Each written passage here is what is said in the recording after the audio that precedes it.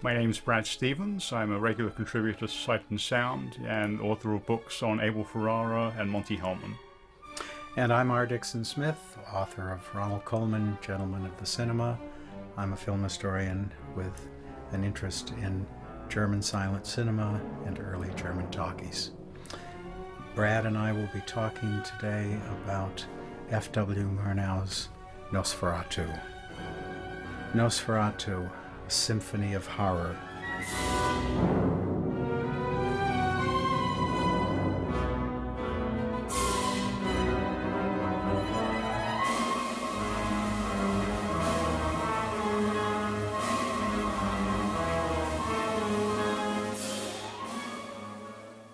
Nosferatu is a Romanian word which means undead. Nosferatu is a figure from the realm between light and death. The score for this film has never been heard before on DVD. It was written by Hans Erdmann for the original 1922 release of Nosferatu.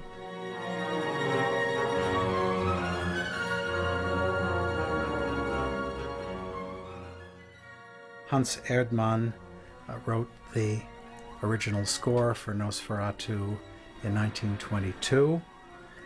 He composed other scores, including Fritz Lang's last German film, Das Testament des Dr. Mabuse. Henrik Gallain, who scripted Nosferatu, also scripted 2 years earlier Paul Wegener's Der Golem, and Alban Grau designed the sets and costumes. And the film was adapted from Bram Stoker's novel Dracula, but it was in fact an unofficial, indeed an illegal adaptation, because Murnau had not attained the rights, and so he changed the names of all the characters. Dracula became Count Orlok, Jonathan Harker became Jonathan Hutter, and so on. And in fact, the versions that were distributed in the West with English intertitles went back to the names from Stoker's novel. But the version you're seeing now has the original intertitles with the names chosen by Murnau. One interesting thing to talk about first, I think, is the fact that Nosferatu is a very important German expressionist classic. But was F.W. Murnau an expressionist director? I think not. I think he used expressionist devices in his films because they were very strong, dramatic symbols, visual symbols. He was trained as an art historian at the University of Heidelberg. Murnau was a romantic poet. He gave us probably the most overwhelming and poignant images in all German cinema. He came out of that romantic tradition. Think of Caspar David Friedrich, for instance. Murnau never gave us mere decorative stylization, but if you look at some of the images shot on location in Nosferatu, it's easy to realize this is not the product of an expressionist director per se, but rather a romantic director, a director coming from the heavy German romantic tradition of the 19th century. The film was made by Prana Film. It was the only film they made. There was very little money to spend on this project. It was a low-budgeted film. The money was so tight, for instance, that they could not afford to pay for the rights to Bram Stoker's novel. We'll talk later about the fact that they got into a lot of trouble. And here we see the introduction of Professor Bulwer, who is the equivalent of the novel's Van Helsing. In the novel, Van Helsing is a major character and in fact becomes Dracula's antagonist. Murnau turns him into a rather bumbling, ineffectual old man who has very little to do except offer some spectacularly unhelpful advice to Hutter, the Jonathan Harker character. Not so fast, my young friend. No one outruns his destiny. Because there was so little money to spend on sets, Murnau turned to location. They went to Wismar, which became Visborg in the film. They used Baltic townscapes, and for the Transylvania sequences of the film, they shot in Czechoslovakia. I think you can see in this scene why people link Nosferatu with the expressionist tradition. On the whole, Murnau prefers to use natural landscapes, but here the sets are just not quite right. The chair is too high, the desk is too high. It's just a little bit heightened. This is one of the few overtly expressionist elements in the film. Yes, it is an expressionist film. I would question, rather, whether Murnau should be considered an expressionist director. Faust, for instance, is an expressionist film. Sunrise, on the other hand, made in Hollywood, is not an expressionist film. It is a film that uses a lot of expressionist devices. Perhaps most importantly, the heavy, lumbering, almost Emil Jannings-like way that George O'Brien lumbers through the earlier scenes in the film. Murnau is known to have suggested to O'Brien that he use heavy weights in the bottoms of his shoes to make it very difficult for him to pick up his feet when he walked. That's an expressionist device that suggests heaviness, doom-laden acting, but Sunrise is not an expressionist film. Nosferatu, on the other hand, is an expressionist film, but not made by a director who chiefly made expressionistic films. And here we see the house that is going to be sold to Count Orlok, Nosferatu, and we're told that it's directly opposite Jonathan Hutter's house. So already Murnau, even before he's actually introduced Count Orlok, is establishing that Orlok is in some respects a mirror image or doppelganger of Hutter. Remember the first time we saw Hutter, he was looking in a mirror. Here, as so often in Murnau, we have the innocent heterosexual couple whose happiness is threatened by a single powerful individual. The structure that recurs in Tartuffe, in Faust, in Sunrise, and supremely in his final film, Taboo.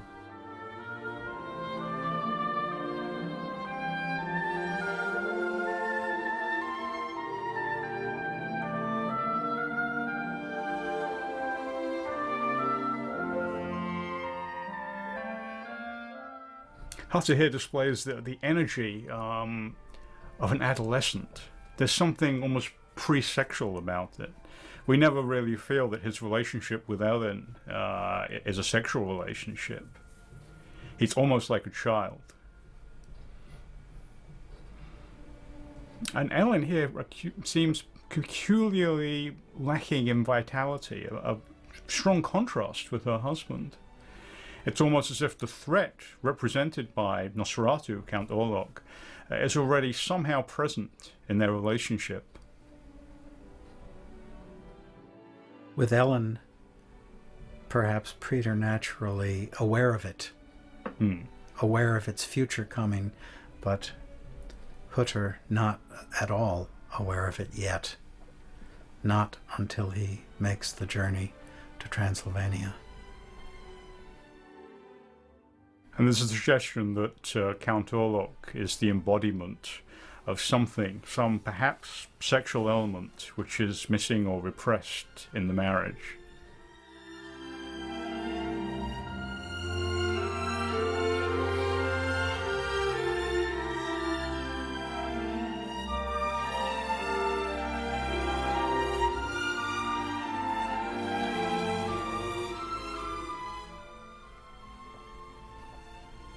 And here, when we see the exterior of Hutter's house, it's very neat, very well ordered, these smooth curves, these straight lines. This is the world of logic from which Hutter is about to depart. And the landscape through which he moves becomes progressively disordered, as if he's moving into repressed realms of his own consciousness. He is about to move into the supernatural. He is about to move into what Bela Balash called the glacial drafts of air from the beyond. He is on his way to Transylvania and Graf Orlok. And here even the tree seems somehow to be sheltering the house, and yet there's something not quite right, something disturbing about it. Already the straight lines are being broken, even at the point of his departure. There's just a slight suggestion, a slight ambiguity.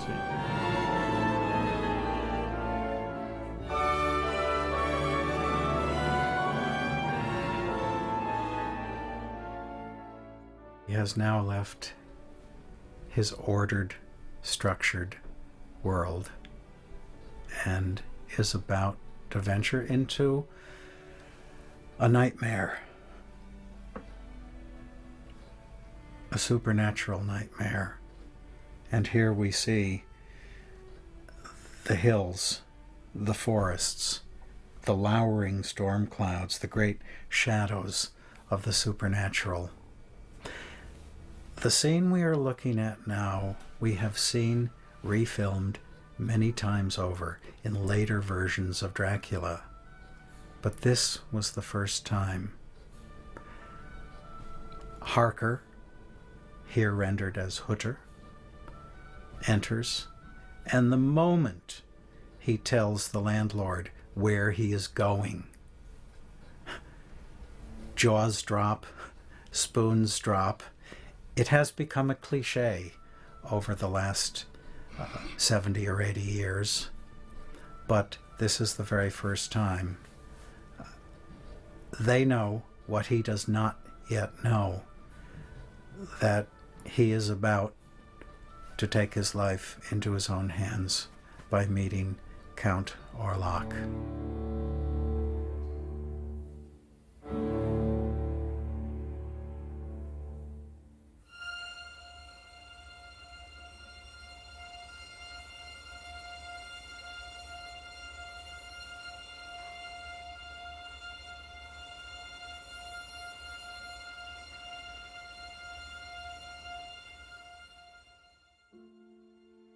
I think contemporary audiences probably have a tendency to laugh at this scene, and particularly at the rather broad playing of the actor who plays Hutter. But if we do laugh at this scene, it's probably because Murnau intends us to laugh. We're supposed to find Hutter's behavior kind of amusing in its naivete. To a degree, though, Brad, I think we're laughing at the frightened reactions of the locals when they hear where Hutter is going. And I think that cliche is what prompts modern laughter. It wasn't a cliche when Murnau filmed it. Here, behind the bed, we see the introduction of the arch shape, which will turn up at many points in the film, and will usually be associated with Count Orlok. Here, interestingly enough, on its first appearance, it's associated with Hutter. And so already, again, before we've actually met Count Orlok, there's a suggestion that the two characters are somehow connected, are somehow mirror images. A hyena thrown in for good measure. Creepier, more supernatural in a way, more an omen of doom, of destruction, perhaps of sharp teeth.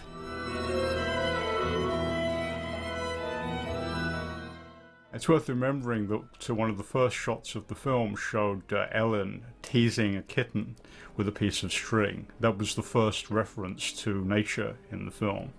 But as the film progresses, the references to nature become more menacing, less controllable, and will, of course, culminate in the introduction of Count Orlok, a representative of nature who will not be teased with a piece of string. But it's a double-edged irony, because ultimately Orlok will be defeated by Ellen. So there is a sense in which she manipulates him as shamelessly as she manipulates the cat.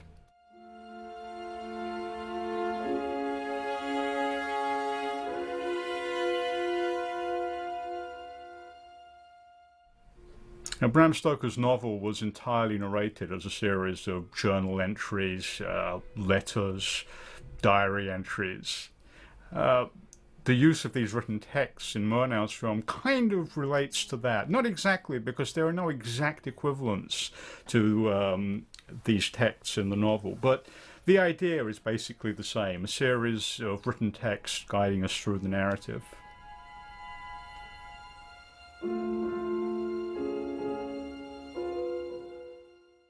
Here is a perfect evocation of the romantic style in German painting from the 19th century. It's impossible for me to look at the image we've just seen without thinking of Friedrich, Caspar David Friedrich.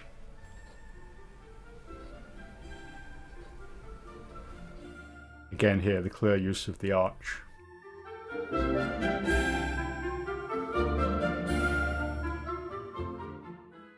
And nature here, something quite peaceful, horses running free. A contrast perhaps to what is about to come very soon after.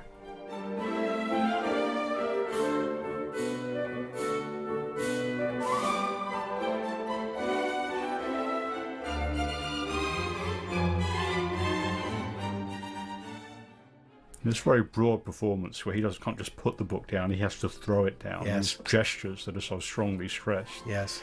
And again, if we find this funny, I think we're supposed to find it funny because it's such a total contrast with what will become of Hutter. All of this childish, youthful energy will disappear. Yes, he's a naif. He has looked out the window and seen the light. He picks up the book, which suggests darkness. He can't grasp. He's too naive to grasp the darkness, so he throws it down. But look at those lowering clouds. Look at the formidable mountain crags. We are entering nightmare territory now, although Hutter doesn't yet realize it. He's about to realize it in a few moments. And whereas a classic expressionist film such as The Cabinet of Dr. Caligari made use of completely artificial sets to represent mental states, here Murnau manages to do the same things with absolutely natural landscapes.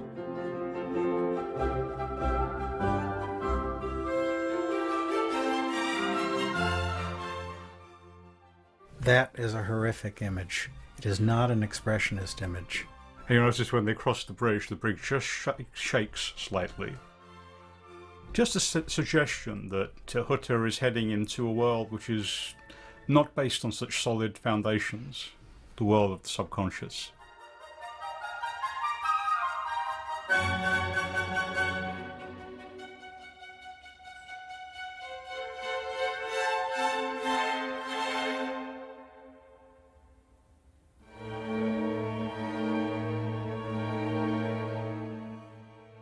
Another image which later became a cliché. The driver will not take him beyond this point, out of fear. Hutter The naïf laughs at the reluctance, doesn't see it coming.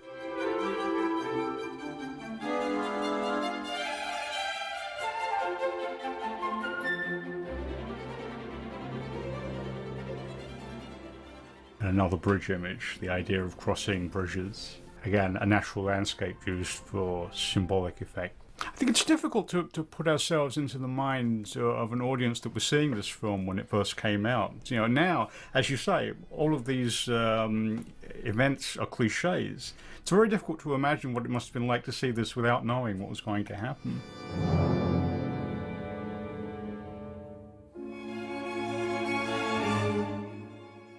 And here it's happening. This image is one of the most frightening carriage images the cinema has ever given us, except perhaps for Victor Sjöström's Phantom Carriage.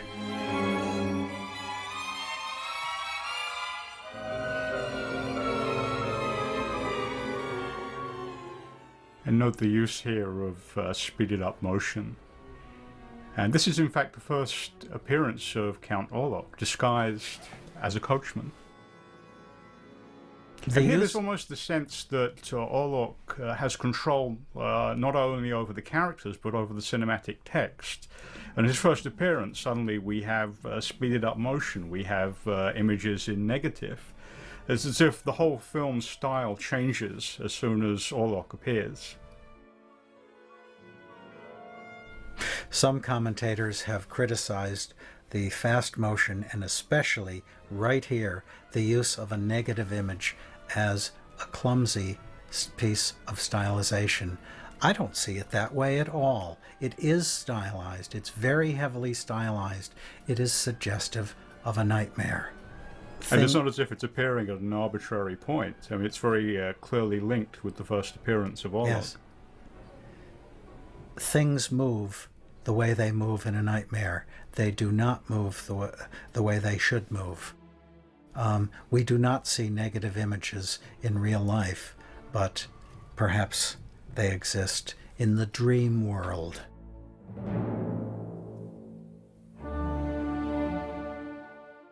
Another fast motion shot with the coachman driving away. But again, think of both the temporal and the spatial game Murnau is playing now. We saw Count Orlok driving away just a couple of shots ago, and there he is again. He couldn't have moved from point A to point C without going through point B, but he did skip point B. Suddenly, he's inside the castle. My friend, the French critic Nicole Brunez, often talks about films in terms of their figural aspects. I think it would be very interesting to talk about Nosferatu from that perspective. It's almost as if Nosferatu, Count Orlok, occupies a different figural regime from the other characters. The other characters are only ever living bodies. Orlok can be anything. He can be human, half-human, or animal. He can be solid, or he can be transparent. He can be in this place and that place. He has a freedom which is lacking in the other characters.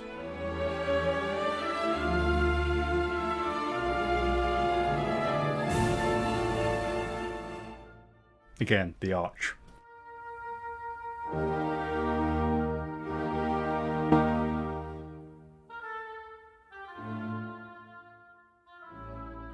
Disappearing into the nightmare.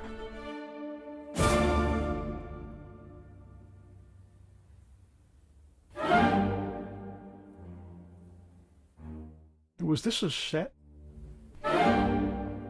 Yes, it was. It's not clear to me how much he was using real locations.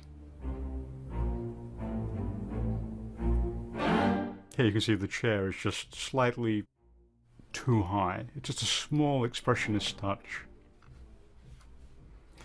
Now, look at that face.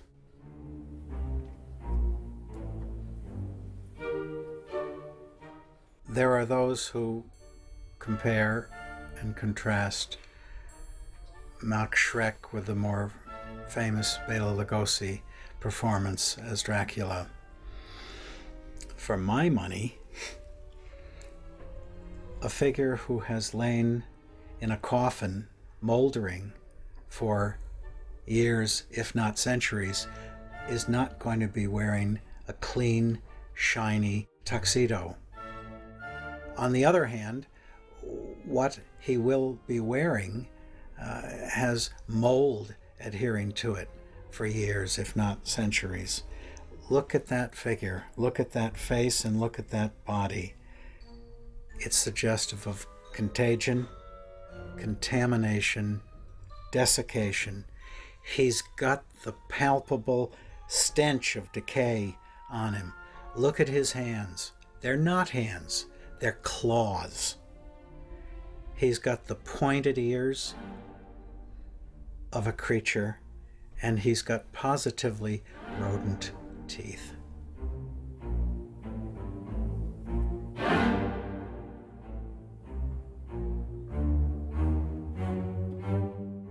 The Dracula of Stoker's novel is never quite as grotesque as the Count Orlok of Murnau's film.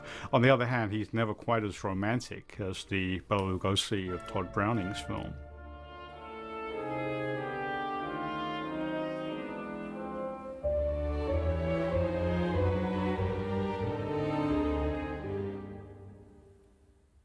And here, the sense that Hutter feels that he's awakening perhaps from a dream, as if the events of the previous night were not quite real.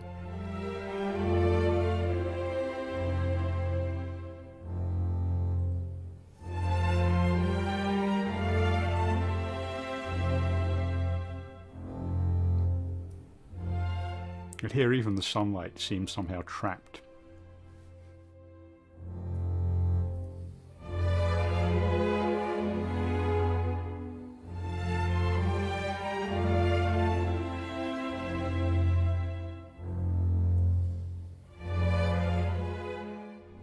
Let's check the neck. Have I been visited by a plague, a pestilence? Have I been corrupted?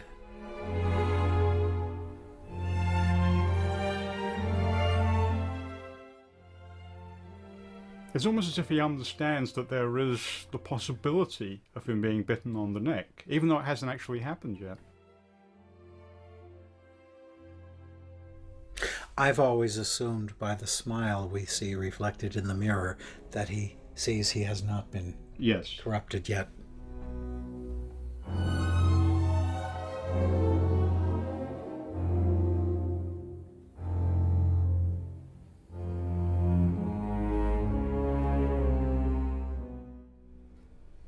Again, the arch shape.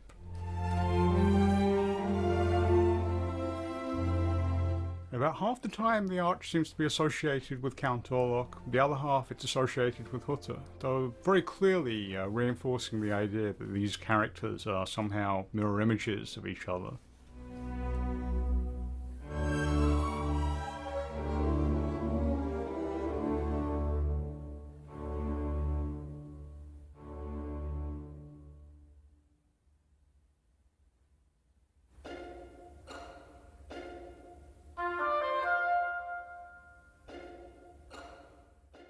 We associate German Expressionism with studio sets, with constructed sets within the confines of a studio atmosphere.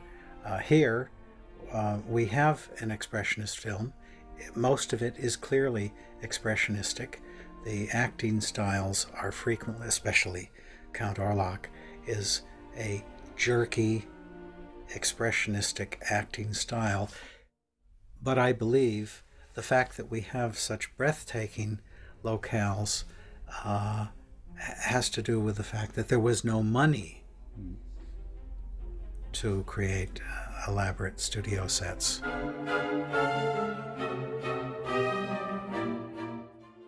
That was Murnau's genius, that he could find these locations which would so clearly represent psychological states. Oh, there's a very interesting documentary which will be included on the DVD in which we see the locations that Murnau filmed at as they exist now. And they don't actually look that different. They haven't changed much at all.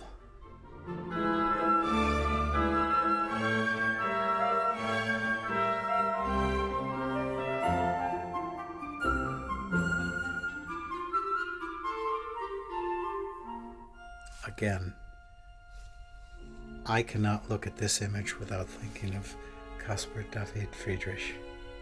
That is a lowering, frightening shot. Very oppressive, an extremely oppressive shot.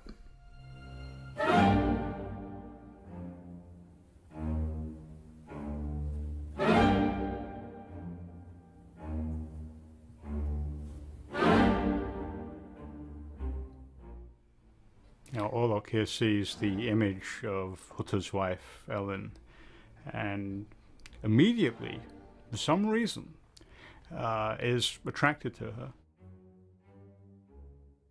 This vampire is palpably animalistic. He is not a human being. He is an animal. Look at those claws. No human being ever had claws like that, except, of course, Howard Hughes.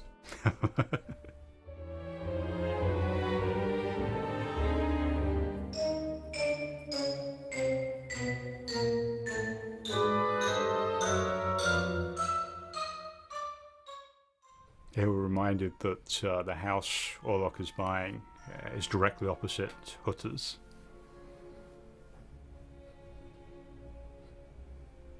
And by this point, I think even Hutter recognizes that there is he has some strange relationship with Count Orlok. That the reason Orlok terrifies him is because what he sees when he looks at Orlok is a side of his own personality that he's not willing to confront or not capable of confronting.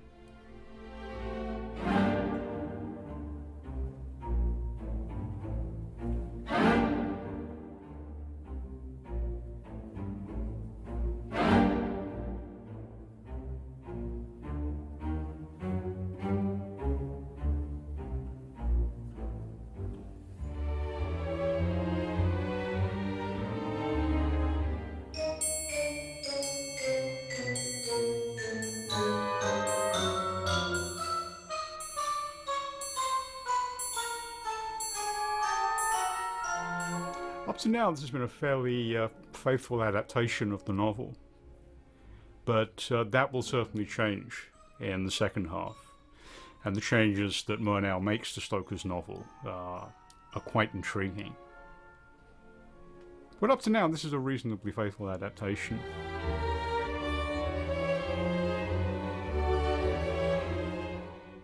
And we see that whenever Hutter is confronted by Orlok, all he can do is run, cringe back in terror. And in a sense, this evokes the first scene with Professor Bowler, whose advice to Hutter was, "Not so fast, my young friend. No one outruns his destiny." And now we can clearly see that Hutter will make no attempt to outrun his destiny. All he can do is cower back and wait for destiny to arrive. Look at that hairless dome. Look at those pointed ears. Look at those rodentine teeth. Look at those claws. That is an animal. That is a predatory animal.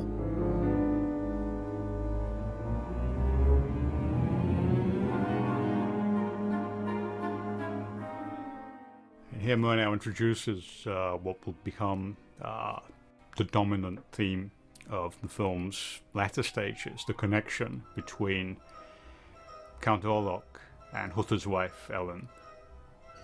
There's a sense that when she wakes up, it's almost as if she has dreamed the preceding events. And indeed, the relationship of those events to these characters is that of a dream.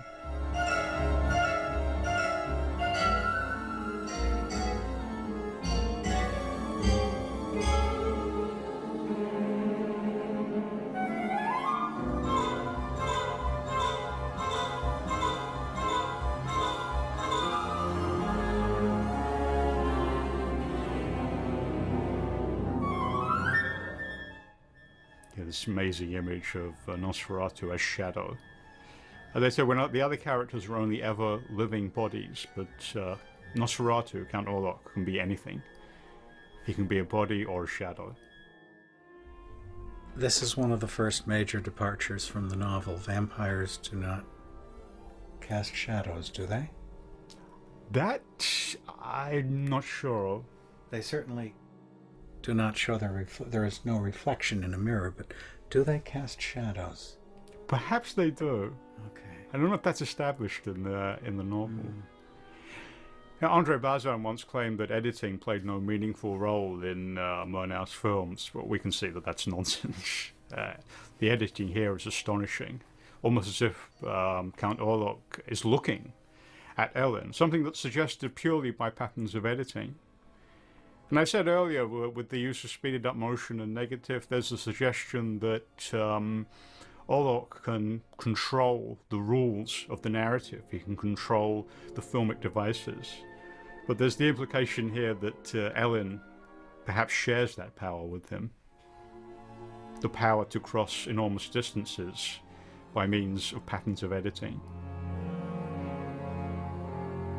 By the time Murnau made Nosferatu, he had already made a lot of motion pictures.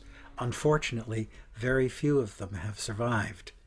This is one of his earlier pictures to have survived. The earliest, I believe, are Schloss Vogelöd, which was made just before Nosferatu, Phantom, or Phantom, which was made just after Nosferatu, and Der brennende Acker, The Burning Earth, which was made, I believe, just after Nosferatu. After that point, most of Murnau's films have survived.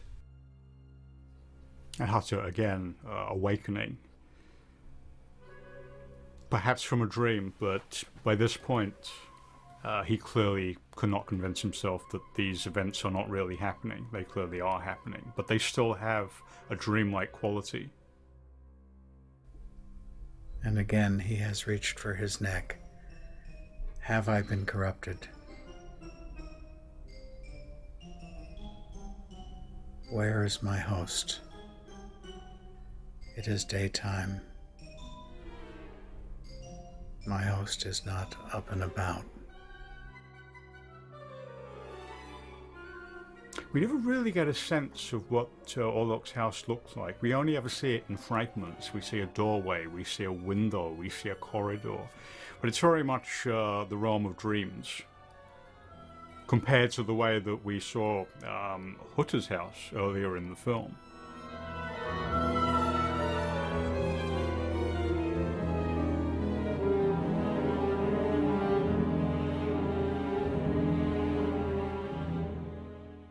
And again, when confronted with Orlok, all Hutter can do is cower back in terror.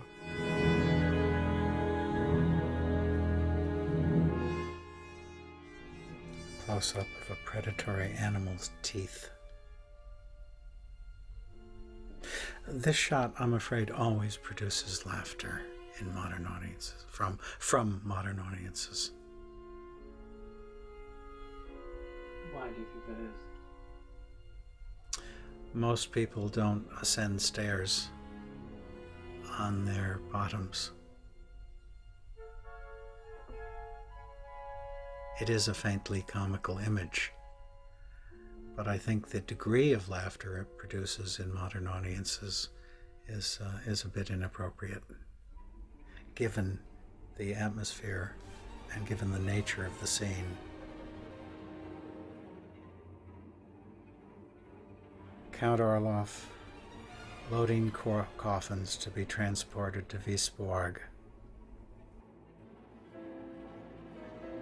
And again, the use of speeded up motion. Orlok clearly has total control even over the cinematic devices of the film. He has a power over the cinematic text which is denied the other characters.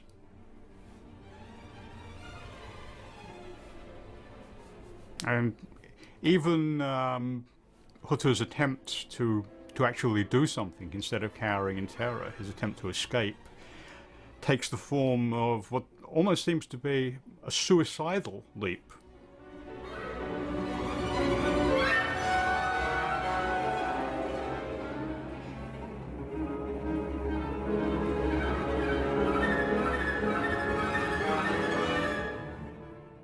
It's one of the film's most beautiful images.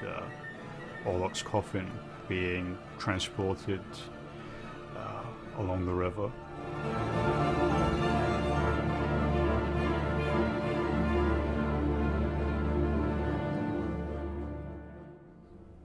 The scene is slightly longer than in most previously circulating versions. I think there's one additional shot. When Werner Herzog remade the film in the 1970s, he recreated this image quite precisely.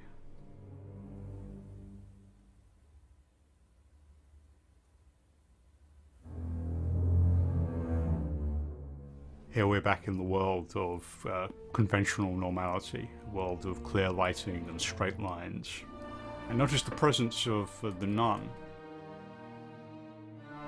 a reference to the force of metaphysical good, as opposed to the metaphysical evil represented by Count Orlok. But it won't be the force of metaphysical good that defeats Orlok. Religion is quite powerless in this world. How influential was Nosferatu at the start?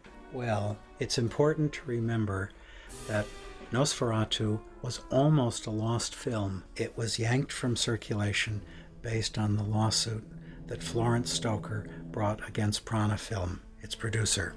The film was barely seen.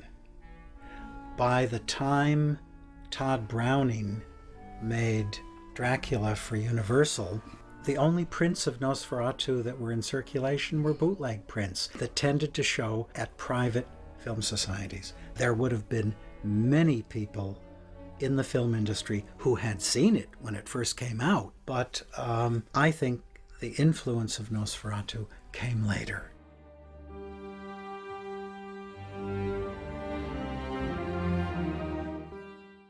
Here we see Orlok's coffin being loaded on board this ship that will take it to Hutter's home.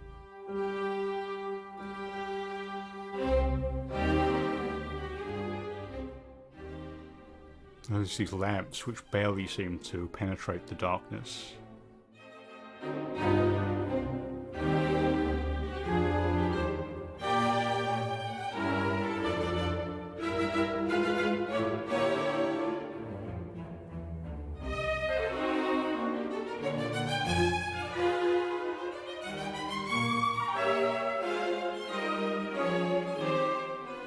I disliked intertitles on the whole, and many of the intertitles in this film, his other films, are rationalized. They're written documents, they're letters, they're entries in a journal, they're pages in a book about vampires.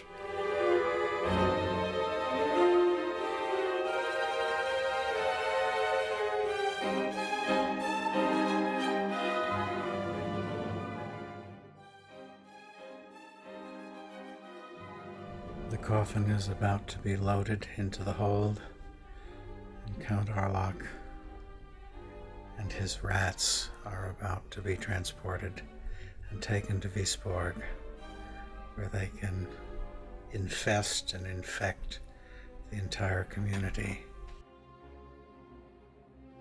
And this idea of the monster being the bearer of plague, a plague which spreads and overtakes everything around it, this is an idea that recurs in several Murnau films, most powerfully in his final film, Taboo.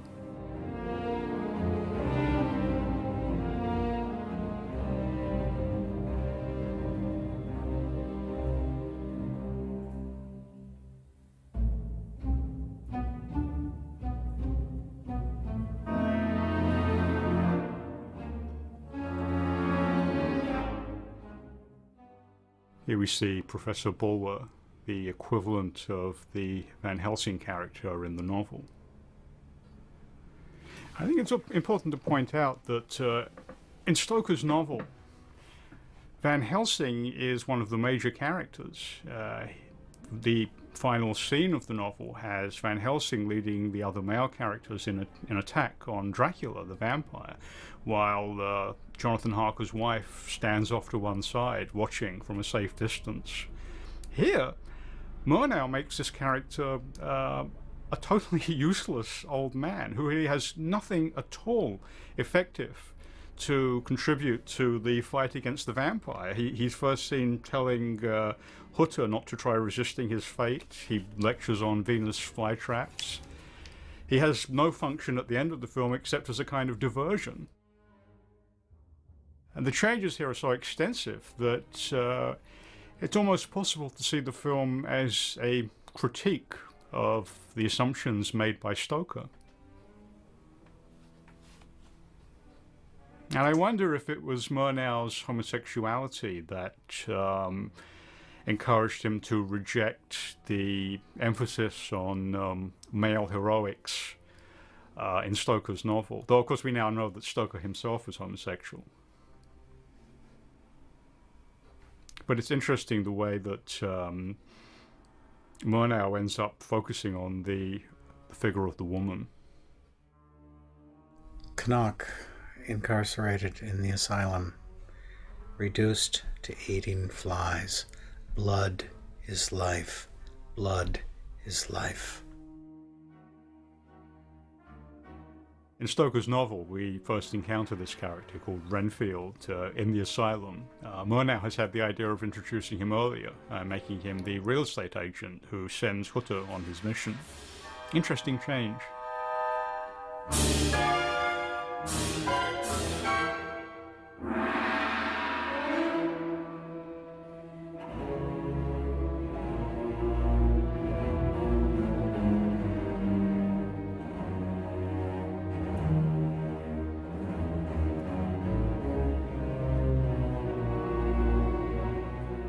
Really, the only function of Professor Bulwer in the film is to reveal how little use and understanding of the world of logic is to the fight against Orlok.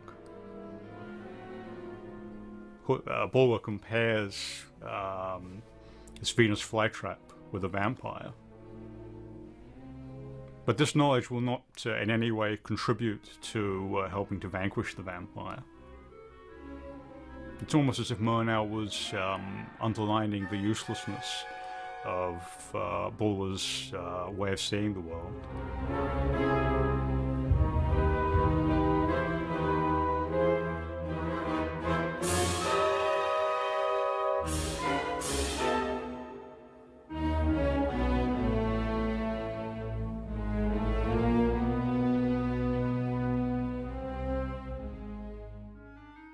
Tim Lucas, editor of Video Watchdog magazine, has written a very interesting novel called The Book of Renfield, in which he basically retells the whole story of Dracula from Renfield's perspective.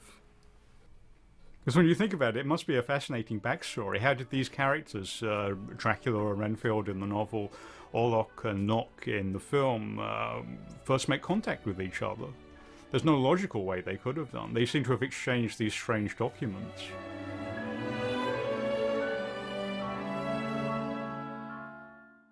Now here is a scene that only turned up in the photoplay productions restoration that Kevin Brownlow did a decade ago, and the croquet scene on the lawn.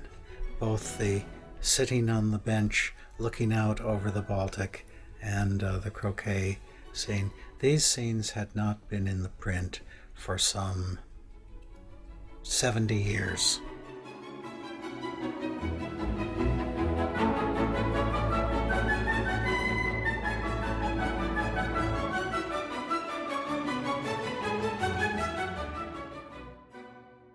They don't advance the story, but on the other hand, the purpose of film restoration is to bring the film back as closely as possible, both qualitatively and quantitatively, to exactly what the audience saw on opening night.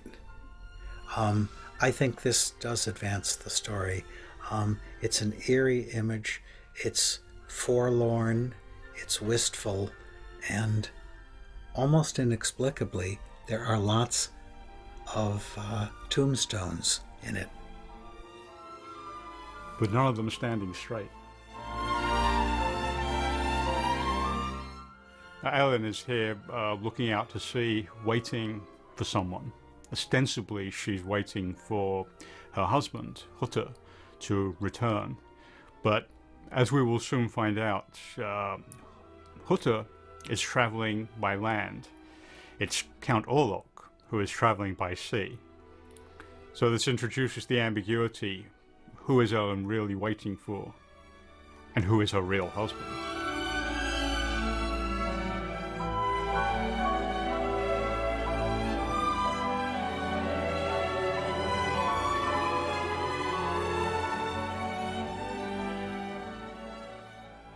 And as I said earlier, there's a bloodless quality about Ellen, which is not that different from Count Orlok.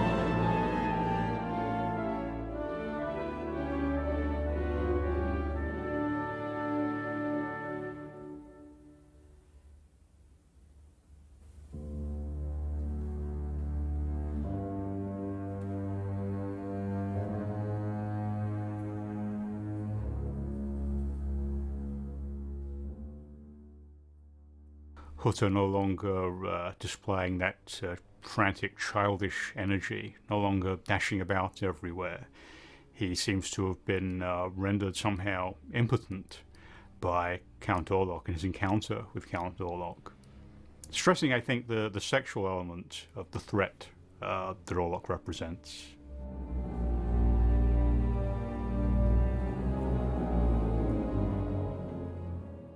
Here is our first full view of the Demeter, the ship that transports Count Orlok to Visborg,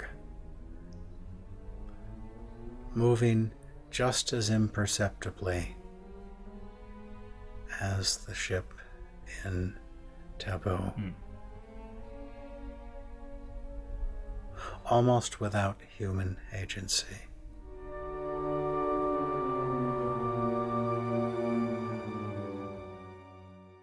And just as at the end of Taboo, there was a contrast between the smooth movements of the boat being sailed by Hitu, the equivalent of Nosferatu. Contrast between that and the energetic movements, the struggle of Matahi to catch up with Hitu. Here there's a contrast in the editing between the movement of the Demeter and Hutter's struggle to cross land.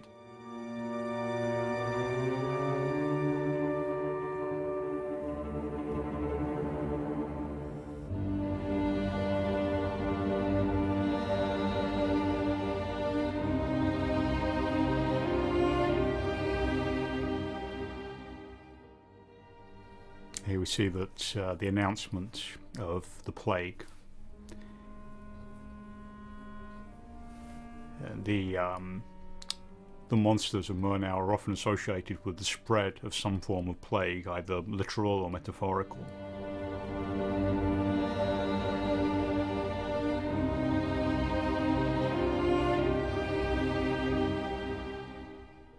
In Taboo, for instance, Hitu is associated with a restriction on movement, which gradually spreads and overwhelms everything around it.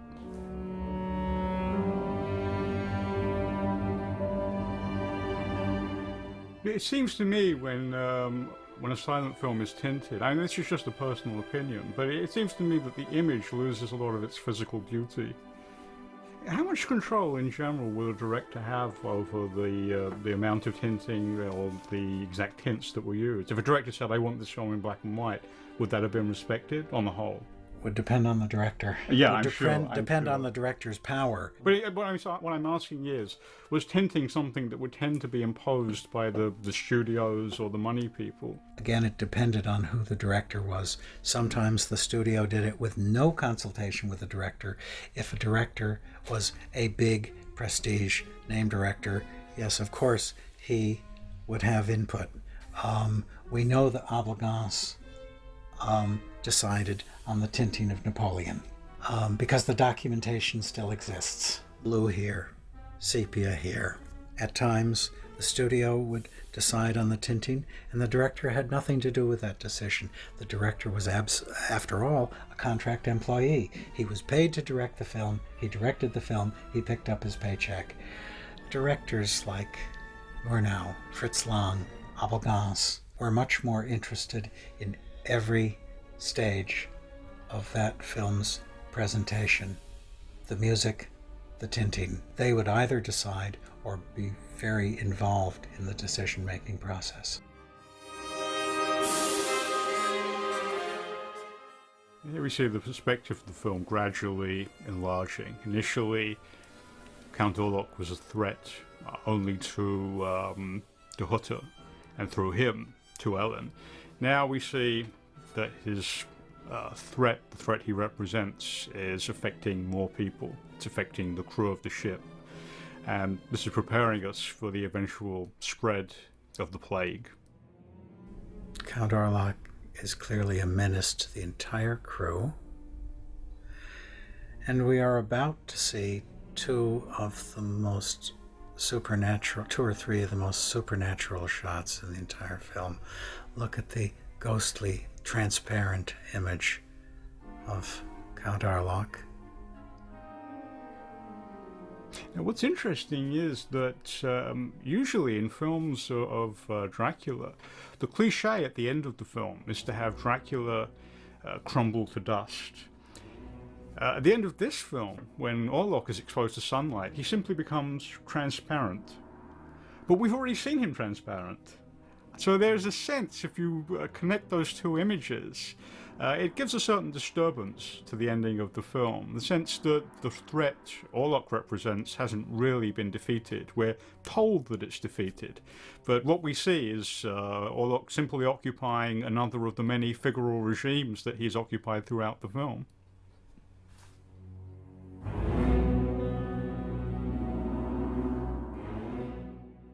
The use of artificial coloration in motion pictures goes back almost to the first decade. Motion pictures started actually in the early 1890s. By the turn of the century, films were hand-colored, and then just a couple of years after that, the process of stencil coloring came in. This was an attempt to provide emotional coloration to black and white images, be it blue for night scenes, red for fires, sepia for indoor shots. It is emotional coloration. It is not to be taken as an attempt to portray reality as we see it. It's emotional reinforcement.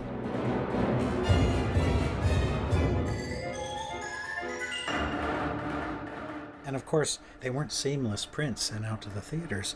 Every print had to be physically bathed in dye. From the beginning of this tint to the end of that tint, there were splices, because that particular piece of film was dipped in this dye and then hung up to dry. Then the whole film was assembled. So every print that existed was hand tinted. Look at the figure arise, almost as if Orlok is completely affected by rigor mortis. That's surely one of the most quoted images in the film. It's the actual footage turns up in several films that I can think of. Absolutely. In Roger Avary's film Killing Zoe, that shot of Orlok suddenly rising is intercut with shots of a couple having sex, so milking the image for its phallic associations. Mm-hmm. Now we are about to see probably the most spooky image in the film. Right here, and its successor image, which we will see in a moment. Again, gliding.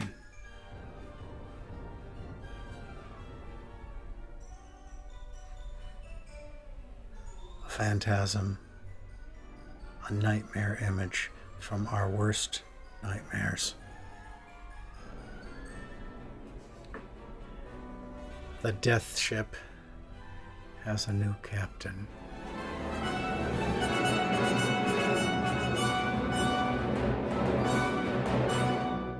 Not every version of the film includes these Activisions. The version restored by Kevin Brownlow approximately 10 years ago removed them.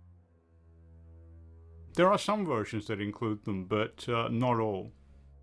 Was that something that would have been just required in Germany because of the way that films would be screened one reel at a time? No, I don't think they weren't screened one reel at a time. It's just a convention that German films used a lot in the first half of the 20s, in the teens and the first half of the 20s, that they divided rather as a throwback to cinema as an extension of a play, of a drama. It was a convention in Germany that was eventually dropped. But no, the film would never have been serialized. No, not serialized, but I thought that it wouldn't be possible to have smooth transitions between one reel and the next. Maybe I'm wrong, but... Breaking up a film into acts often had nothing to do with where the reel breaks were. I simply accept it as part of the tradition at the time. So many of the German expressionist horror films were broken up into acts because many, perhaps not most, but many German films of the first half of the 20s were broken up into acts. I have always believed that this was a continuation of, and perhaps an homage to, the dramatic tradition. I must go to him. He's coming. But who is him? Ostensibly, she must be taken to refer to her husband, Hutter. But by this point, we will clearly understand her to be referring to Orlok.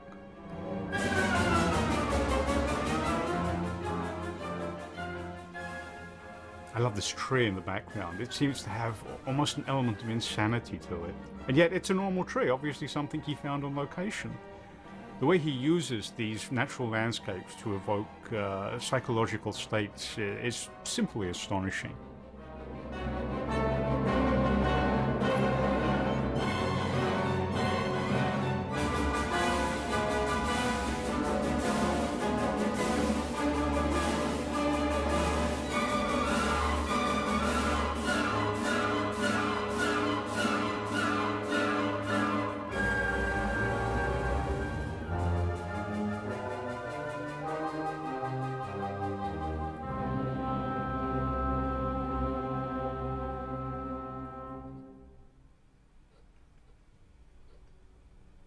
And here is coming up one of the film's most famous images.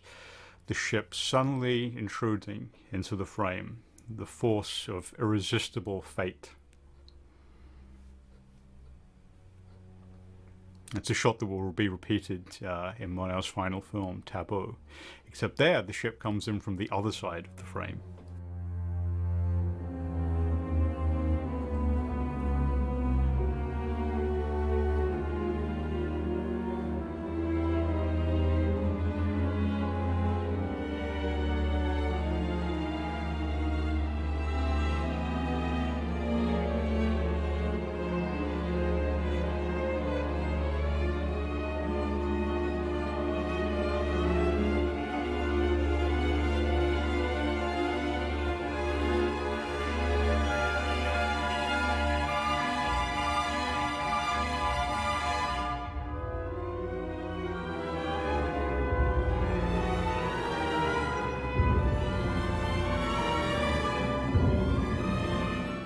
Here is one of the most eerily spooky images the cinema has ever given us.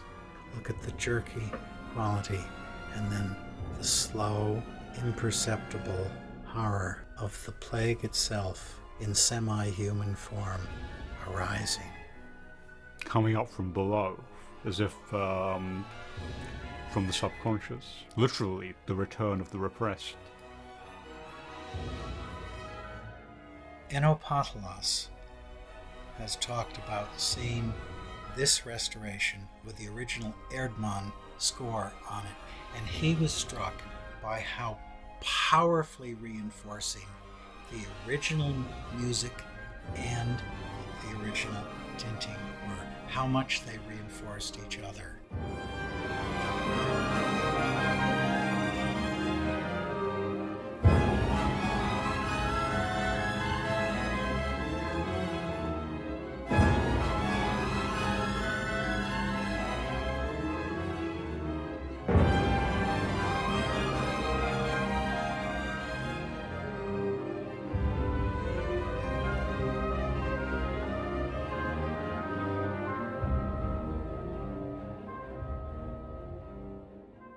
Now here, if you see these images in black and white, it looks like Orlok is moving around in daylight.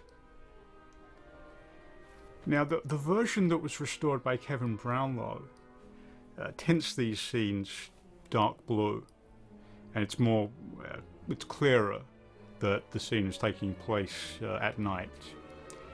Here the scene has been given a light green or perhaps a turquoise tint. It kind of suggests the effect of twilight. There are all kinds of arguments for tinting here because the dark blue tint, while it more clearly conveys the sense that the scene is taking place at night, perhaps throws off the contrast somewhat. I mean, I understand all the arguments for tinting silent films. I understand that's what directors would have preferred. On the whole, I personally tend to prefer to watch films, silent films, simply in black and white. What you gain from the tinting seems to me sometimes to take away from the sheer physical beauty of the images. But I understand all the arguments on the other side.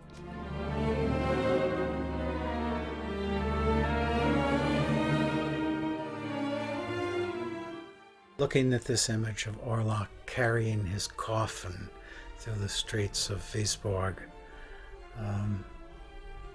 seems an appropriate time to mention that German literature in general was frequently obsessed with things spectral and horrific. If you look at German cinema up to this point, you had Paul Wegener's The Student of Prague. You had Paul Wegener's Der Golem, just 2 years before Nosferatu. Of course, you had Robert Wiener's The Cabinet of Dr. Caligari. And you had several films after this one, of course. Paul Laney's Vox Figuren Kabinett, Waxworks.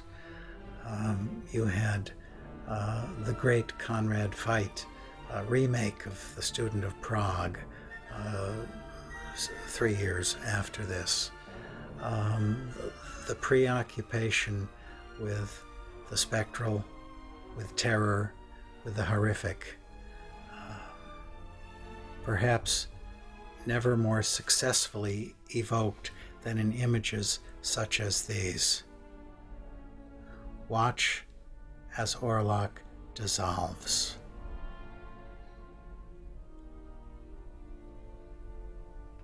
Vague, insubstantial,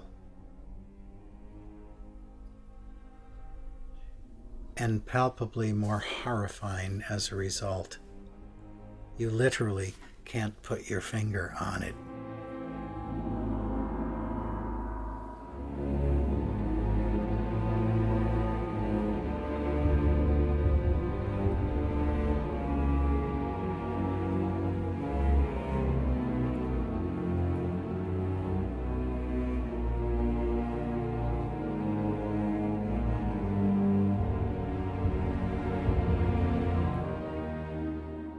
The next few scenes, what we'll see are various characters trying to comprehend what is happening and trying to use concepts of logic to deal with the events which rapidly overtake them.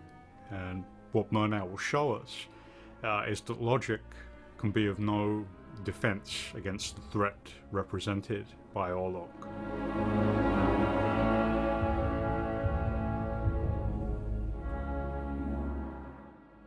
Many of the other horrific images in German cinema at this point were unsettling, to be sure. In The Student of Prague, a student's doppelganger, his mirror image, becomes his rival and takes over. Unsettling, frightening, but in no way a plague or a pestilence. The golem is a clay figure brought to life in Prague by the head rabbi in his synagogue to protect the Jews from Christian depredations. A strong Frankenstein's monster type creature, but again, in no way a creature who is going to infect and kill an entire population. Caligari is very unsettling psychologically and emotionally because of its bizarre sets, but it is about a sleepwalker who kills people. Here we have something that is so all-pervading, wrapped up in Count Orlok is the type of plague that could have wiped out most of the European population, as it almost did during the Middle Ages. A lot of German films of this period, there's frequent emphasis on the idea of the doppelganger, the evil double. I think it's worth pointing out that 2 years before he made Nosferatu, Murnau had made a film of Robert Louis Stevenson's novel, Dr. Jekyll and Mr. Hyde, called Der Januskopf, tragically now completely lost.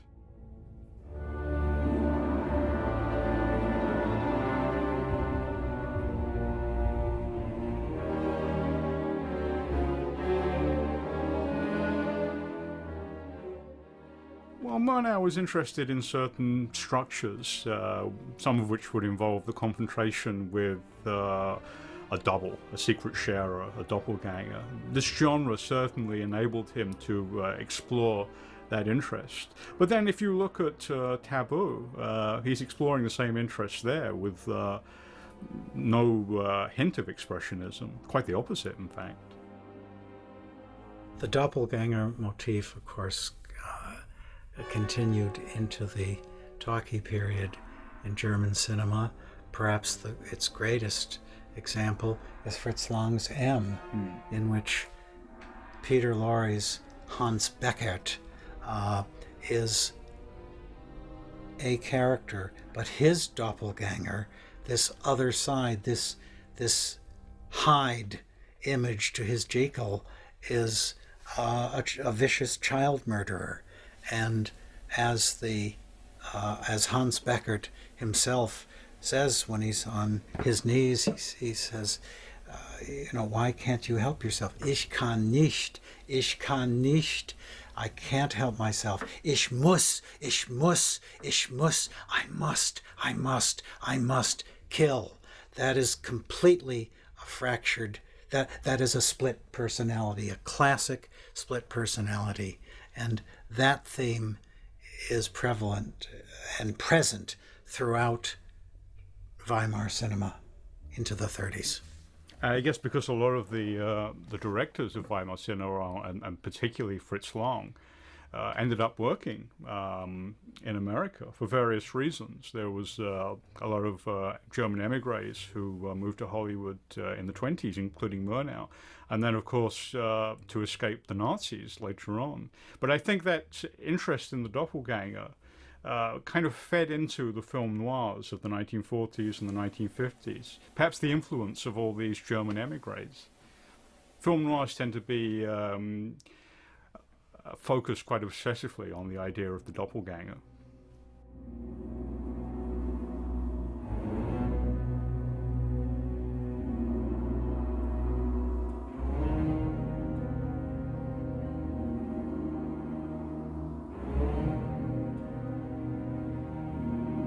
After Nosferatu, Murnau made a string of films that were so powerful. Der letzte Mann, The Last Laugh, Tartuffe, and he made Faust. Based on those three pictures, Murnau was offered a contract by William Fox of the Fox Film Company in Hollywood. And Murnau was given a contract the likes of which no motion picture director had ever before been given, namely, you sign on the dotted line and you will have complete control. Whatever you turn in, we will release it the way you give it to us. And Fox lived up to that bargain. For Fox, Murnau made Sunrise. He then made Four Devils, also with Janet Gaynor, but that film unfortunately has not survived. His last film for Fox was City Girl, and he made it just as silents were giving way to the newfangled talkies as we came to know them thereafter.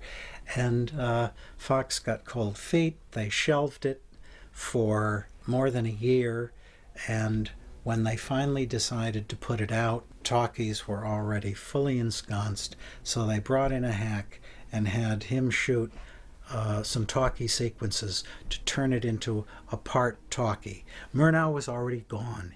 The talkie version has not survived. The only version of City Girl that has survived is the silent version, which was never released anywhere.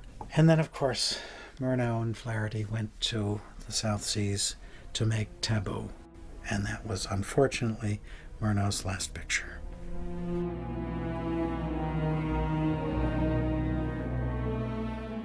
I think Nosferatu reveals a very clear European sensibility. I don't think that would have been very appealing to Uncle Carl Laemmle at Universal Pictures. There is a sexual overtone, an erotic overtone to Nosferatu that is much more muted in the Todd Browning film for Universal. We can see the influence of the great European horror films in many of the American horror films of the 1930s. But I think that the main use that American horror films made of the European examples of the genre was that it enabled them to define horror as something that was somehow not American. And even in a masterpiece like Jacques Tourneur's Cat People, the threat comes from France, from a French woman. So horror, sexuality, these things always come into America from the outside. They are never of America. It wasn't really until the great American horror films of the 1970s that horror was redefined as something that developed within America. The influence of this picture was very strong and very pervasive. There almost wasn't any influence, of course, because this was a plagiarization of Stoker's novel, and the Stoker estate, fueled by Florence Stoker, Bram's widow, immediately sued Prana Film. She won, and Prana was forced to agree to destroy every print they had in their possession and to recall as many prints as they could. Fortunately for us, fortunately for film history, not all prints came back. And had they done so, this film would have been consigned to oblivion. But because it wasn't, and bootleg prints went to America and elsewhere, this film has had a very long-lasting influence. Brad already mentioned that Werner Herzog remade the film with Klaus Kinski many years later. Several years ago, there was a fictional film based on the making of Nosferatu called Shadow of the Vampire. Shadow of the Vampire. And I would mention, as far as not so much an influence, but certainly an homage to one of the great supernatural films of all time, I would mention Peter Bogdanovich's first film, Targets, made in 1968 and starring an elderly Boris Karloff. Boris Karloff's character's name was Byron Orlock. Clearly an homage.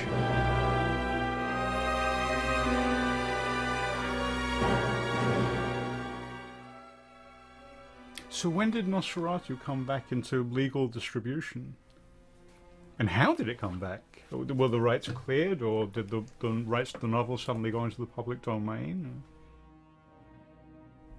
I don't really know, Brad. I do know that after the end of the Second World War, because of the fact that there not only wasn't a German film industry left, there was no Germany left. We've all seen the newsreel footage of flattened buildings and just hollow shells of buildings that have entire cities that have been razed.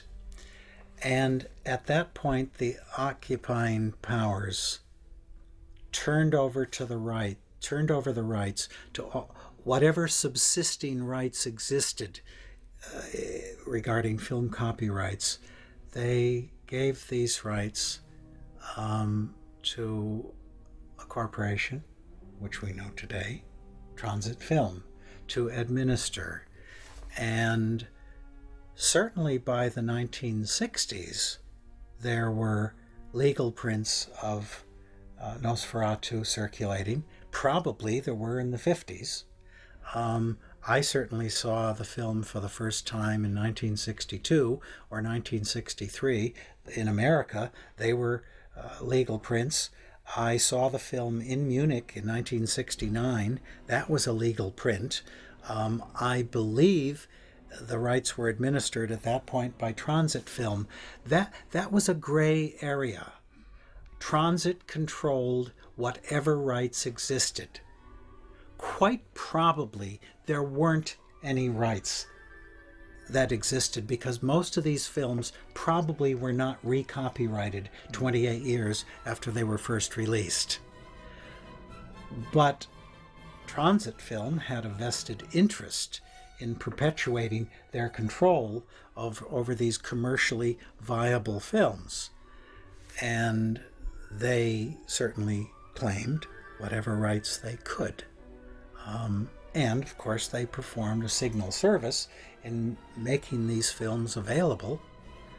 And of course it was some years later that archives such as the Friedrich Wilhelm Murnau Stiftung and the Bundesarchiv and the Cinémathèque Française and the Museum of Modern Art, etc., and the British Film Institute led the way with beautiful state-of-the-art restorations and digital restorations of films that for quite some time were imperiled and might have perished.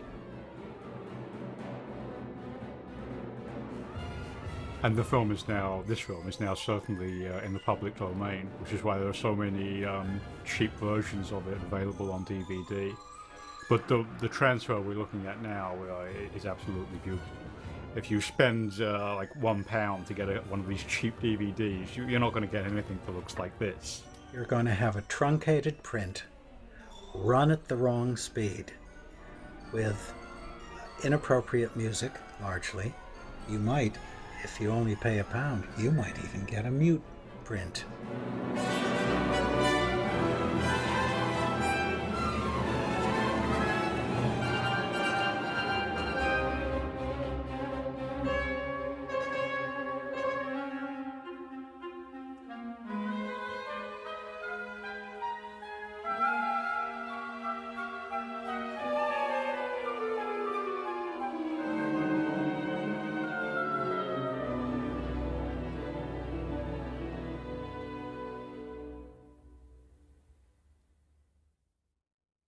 I believe this image was missing from most previous prints.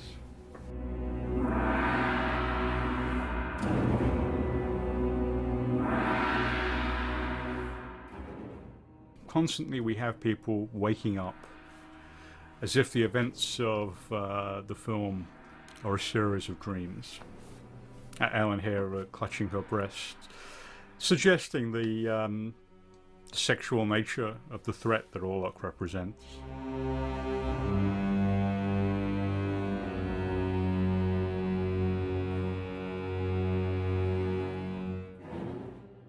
And you see this relationship between the two houses, it's entirely created through patterns of editing.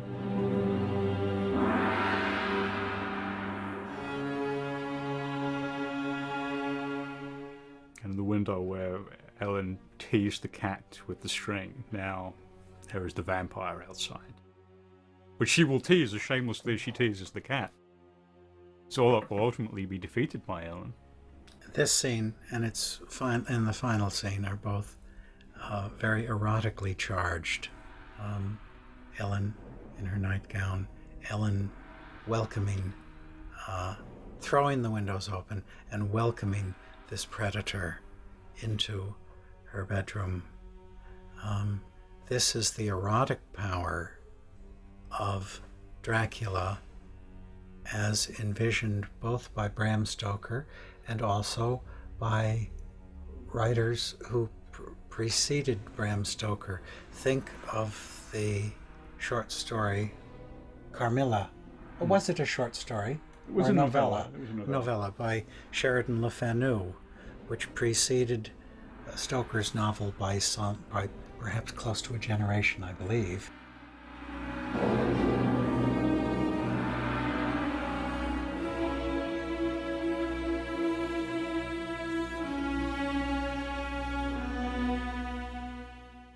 Now, Ellen has just told Hutter to fetch Professor Bulwer, the equivalent of the novel's Van Helsing. And as I've said before, in the novel, Van Helsing will be the vampire's main antagonist. He will defeat the vampire while the woman stands watching from a safe distance. But here, the only reason that Ellen has told Hutter to go and fetch Professor Bulwer is to send Hutter on a useless mission. She wants him in a safe place, while she confronts the vampire by herself. There is one of the most frightening images the German cinema, or all cinema, has ever given us. That frightening shadow on the wall, reaching out, grasping, corrupting.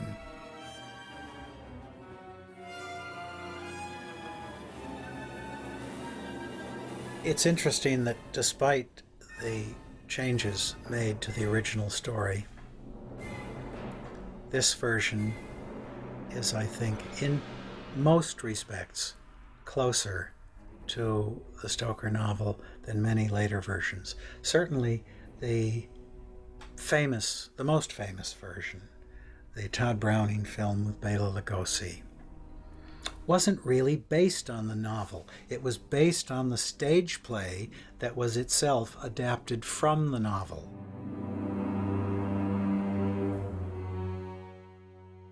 Oddly enough, the film that's probably closest to Stoker's novel is Guy Maddin's film, Dracula, Pages from a Virgin's Diary. Maddin actually turns it into an opera, but despite that, it's very faithful to the novel.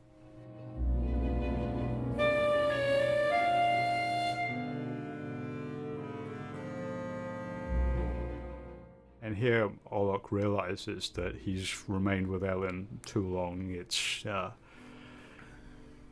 day has begun. And so in a sense, Ellen has manipulated Orlok exactly as she manipulated the kitten at the beginning of the film.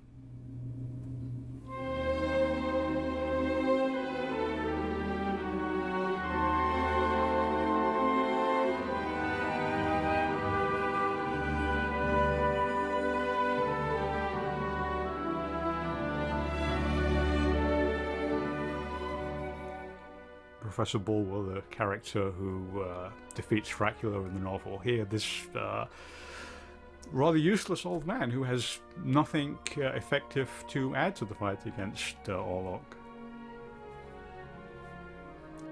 And here we see the day beginning and the death of Orlok. But as I pointed out earlier, when he dies, all you see is that he becomes transparent, something that we've seen him do twice in the film.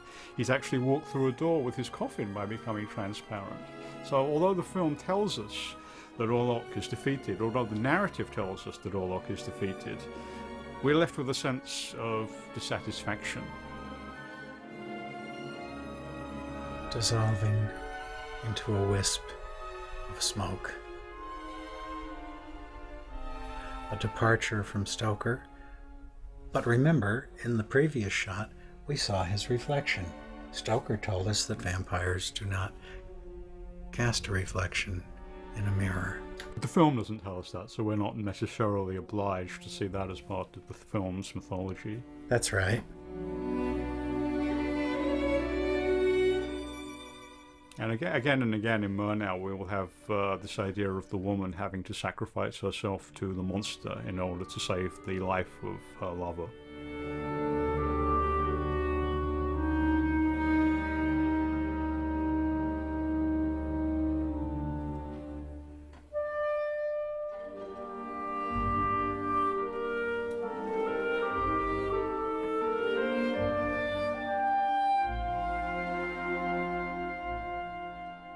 It does seem to me that Murnau is almost offering a critique of the novel in the way that he focuses on the figure of Professor Bulwer here. If we've read the novel, if we know the role this character plays in the novel, we can't help but be struck by the total absence of any effective role for him to play in the film.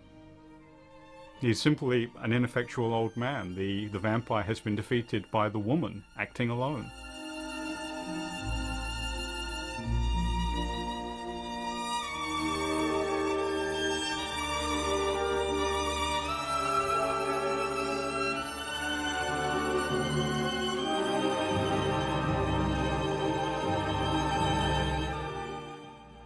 I am R. Dixon Smith, and I'm Brad Stevens, and we're delighted to have been providing the commentary track for the Masters of Cinema release of Murnau's Nosferatu.